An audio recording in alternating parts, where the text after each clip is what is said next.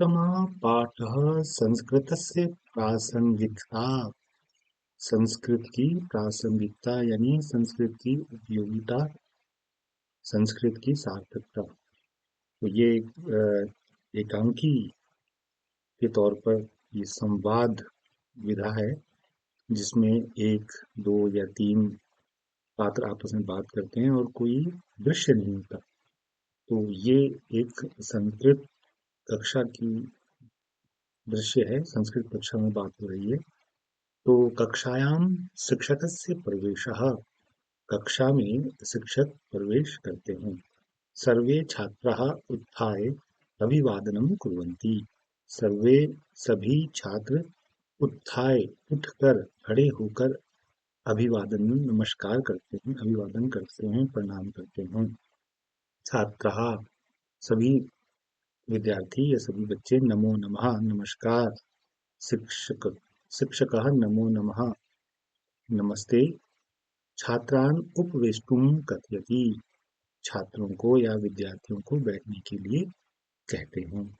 शिक्षका अयि छात्रा, हे विद्यार्थियों, भवन्तः जानन्ति यत् संस्कृतभाषा विश्वस्य प्राचीना भाषा वर्तते। भवन्तः जानन्ति, आप तो जानते ही हैं कि ये जो संस्कृत है दुनिया की सबसे प्राचीन भाषा है। इयं भाषा देववाणी सुरवाणी च इत्यादि नाम्ना प्रसिद्धा वर्तते। और इस भाषा को देववाणी और सुरवाणी के नाम से भी जाना जाता है, आदि आदि के नाम से जाना जाता है।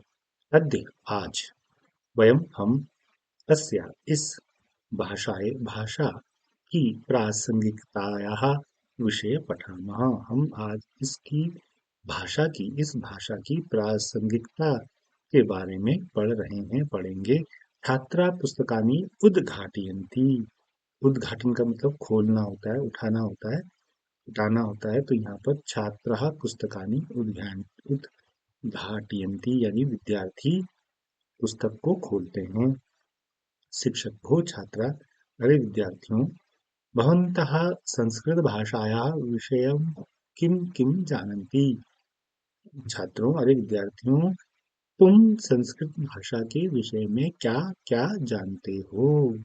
छात्रा, वयम किंचित जाने, किंचित माने थोड़ा या कम, वयम हम किंचित कम जानते हैं। इतो अपि फिर भी, इसके बावजूद भी, अधिकम ज्ञातुम इच्छामः, और हम अधिक जानने की इच्छा रखते हैं, जानना चाहते हैं। ज्ञातुम जानना, इच्छा रखते हैं, जानना चाहते हैं। तो हम थोड़ा बहुत जानते हैं और हम और अधिक जानना चाहते हैं।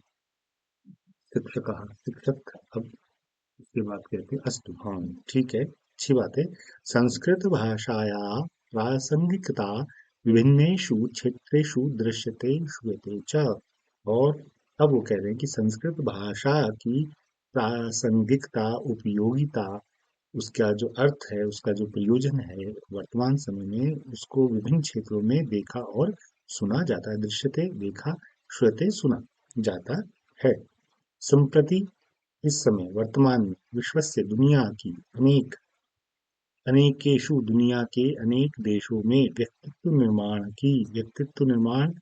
चरित्र निर्माण के संस्कार के संवर्धनाय च भाषे पठ्यते। हमारी जो संस्कृत है वो कई देशों में व्यक्तित्व को बनाने में, चरित्र को बनाने में, उसके निर्माण में और संस्कृति के संवर्धन को बढ़ाने के लिए, संस्कार जो होते हैं एक अच्छे मनुष्य के, उसके लिए इस भाषा को पढ़ाया जाता है। संगणकाय सर्वोत्तमा यह भाषा, और फिर वो ये कह रहे हैं कि ये संगणकाय, संगणक कंप्यूटर, ये कंप्यूटर के लिए भी सर्वोत्तम, सबसे उत्तम भाषा है। और भाषा विज्ञान की दृष्टि से भी बहुत महत्वपूर्ण है। अपि माने भी महत्वपूर्ण है, खास है। चिकित्सा दि आशु, यहाँ देखिए चिकित्सा दि आशु, चिकित्सा आदि क्षेत्र में भी इस की प्रासंगिकता आधुनिक समय में, आधुनिक काले अपि दृश्यते, आज भी, इस काल में, वर्तमान काल में भी इसकी प्रासंगिकता चिकित्सा के क्षेत्र में भी स्पष्ट है, यानी आज भी ये उतनी ही प्रासंगिक है। सुनील महोदय, मान्यवर सर, गुरुजी, संगणकस्य कृते संस्कृत भाषा कथम उत्तमा। अब वो कह रहा है कि कंप्यूटर में या कंप्यूटर के लिए ये सबसे अच्छी संस्कृत भाषा कैसे अच्छी है, ये थोड़ा सा प्रश्न पूछता है। अब शिक्षक कहते हैं, शृण्वन्तु ध्यानेन, सुनो, कान से सुनो, ध्यान से सुनो। संस्कृत भाषाया वाक्य संरचनाया यदि काचित् पदक्रमाभिन्नो अपि भवति। अब वो कह रहे हैं कि ध्यान से सुनो, संस्कृत की वाक्य संरचना में जो कुत्रचित जो पद क्रम है, चरण है, क्रम है, भिन्नो अपि भवति, कहीं भिन्न होने पर, तदपि वाक्यस्य अर्थः भिन्न न भवति, यानी इसका अर्थ भिन्न नहीं होता। आप इसको पद क्रम जो है उसका संस्कृत का वो इतना साइंटिफिक है कि उसमें आप उसको अलग नहीं कर सकते, यानी उसके अलग अलग अर्थ नहीं निकलेंगे। 1985 तमे वर्षे नासा इति संस्थाया, 1985 में जो नासा संस्था है उसके बारे में कह रहे हैं कि उसके जो संस्था के कौन भूतपूर्व वैज्ञानिक, उसके जो नासा संस्था थी उस है उसके भूतपूर्व वैज्ञानिक ने जो रिक ब्रिग्स हैं महोदय, मान्यवर ने उक्त यत कहा, क्या कहा कि Sanskrit is the best language for computer programming, कि संस्कृत कंप्यूटर के प्रोग्राम के लिए सबसे अच्छी भाषा है। यानी अर्थात यानी संगणकस्य कृते संस्कृत भाषा उत्तमा विद्यते, यानी संस्कृत भाषा कंप्यूटर के लिए उत्कृष्ट है, उत्तम है, बढ़िया है, सरल है, सहज है। आगामिनि काले तदर्थं संस्कृतविदुषां महती आवश्यकता भविष्यति, आने वाले काल में यानी आने वाले समय में इस उद्देश्य के लिए भी संस्कृत के विद्वानों की बहुत आवश्यकता पड़ेगी या बहुत आवश्यकता होगी। मधु, हो, अच्छा, महोदय, मान्यवर गुरुजन, संस्कृत भाषा भाषा विज्ञान दृष्टया कथम उत्तमा। अब महोदय, मान्यवर गुरुजी, भाषाई दृष्टि से संस्कृत बेहतर कैसे है। शिक्षक, सर्वासु भाषासु एषा वैज्ञानिकी भाषा वर्तते, यह सभी भाषाओं में वैज्ञानिक भाषा है। अष्टाध्यायी ग्रंथे जो अष्टाध्यायी जो मान्यवर थे, विद्वान थे, उनके ग्रंथ में क्या कहा, वर्णोच्चारण स्थानानि उल्लिखितानि सन्ति। अष्टाध्यायी के जो ग्रंथ है अष्टाध्यायी का, वो बहुत बड़े व्याकरणाचार्य रहे हुए हैं हमारे भारत के, उन्होंने इस पूरी संस्कृत की जो वर्णमाला है उसके उच्चारण, एक एक वर्ण का जो उच्चारण स्थान कहाँ से है उसका उल्लेख किया है। तेषा वर्णानाम उच्चारेण न केवलम भाषा शुद्धि भवति, ऐसे उच्चारणों से यानी एक एक वर्ण का उच्चारण कहाँ से होता है, मुंह से, दांतों से, होठों से, गले से, तो वो सारी जो बातें हैं वो इतनी शुद्ध है कि उससे ना तो भाषा केवल उच्चारण ही हमारा शुद्ध नहीं है बल्कि भाषा भी शुद्ध है, और इसके अलावा अपितु भी मुखस्य व्यायामो अपि भवति, और मुख का हमारा जो जीभ है, दांत है, गला है, होंठ है, इन गाल है, ये इनका क्या है, मुख्य व्यायाम भी हो जाता है, एक्सरसाइज भी होती है। निश्चित स्थानोच्चारित्वर्णे, क्योंकि संस्कृत के हर एक वर्ण का उच्चारण उसका निश्चित है, कौन सा किस स्थान से बोला जाएगा। विविध भाषा ज्ञाने सरलता होती, इसलिए विभिन्न भाषाओं को भी इसमें सीखने में आसानी हो जाती है। क्यों, अब आगे देखो, यतो ही, क्योंकि विविध भाषासु संस्कृत भाषाया शब्दा सन्ति, क्योंकि सभी भाषाओं में या विविध माने कई भाषाओं में संस्कृत के शब्द भी होते हैं। संस्कृत सबसे प्राचीन भाषा मानी जाती है, इसलिए ये कहा जाता है कि संस्कृत सभी भाषाओं की जननी है।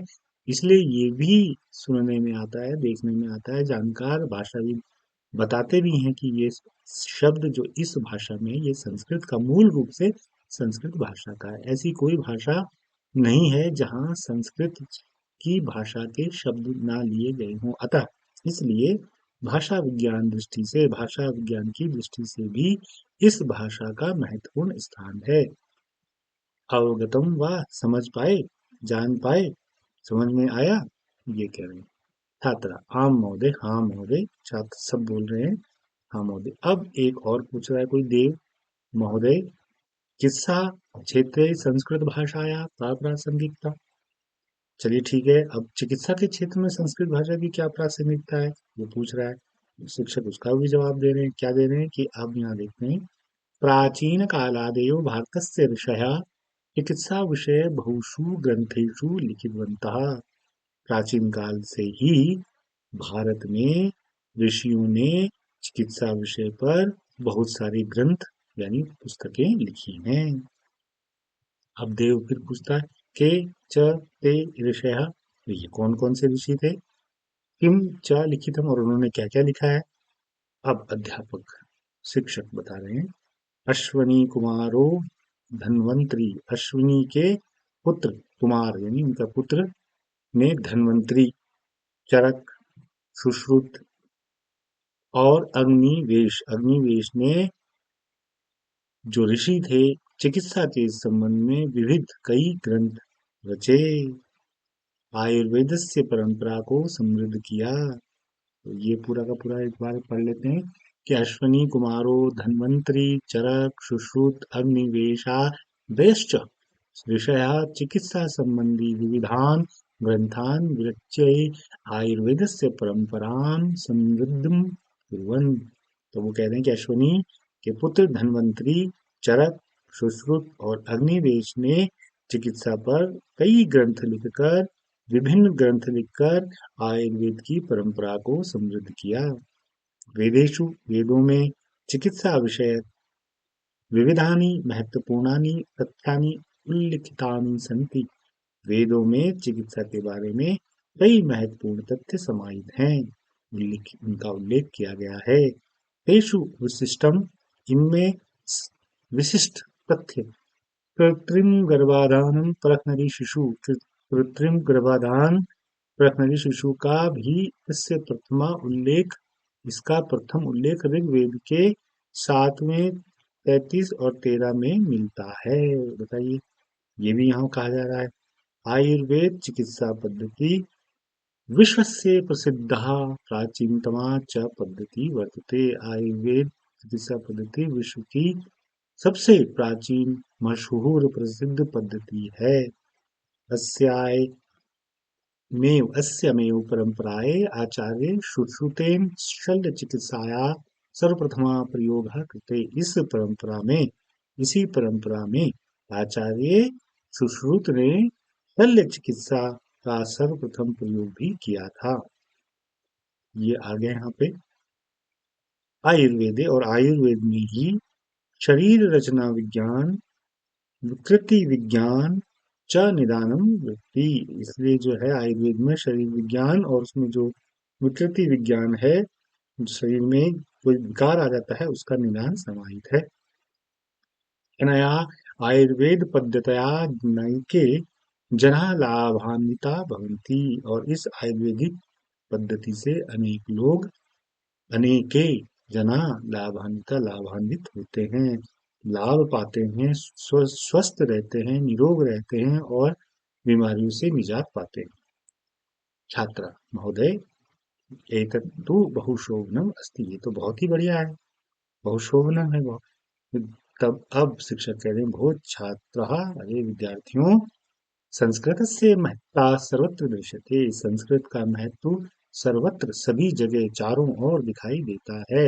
वर्तमाने अपि, और वर्तमान में भी तस्य प्रासंगिकता वर्तते, और इसकी आज भी प्रासंगिकता है। ये जो है आज भी महत्वपूर्ण है। अतः इसलिए संस्कृत में पठित्वा, संस्कृत में पढ़कर भवन्तः सुविचारकः, एक अच्छे विचारक, सुसंस्कार युक्त, सुयोग्य, संगणक विशेषज्ञ, कंप्यूटर के विशेषज्ञ, सुचिकित्सका, अच्छे डॉक्टर, और वैज्ञानिका चा अपी यानी वैज्ञानिका भी वैज्ञानिक भी जो है बन सकते हैं।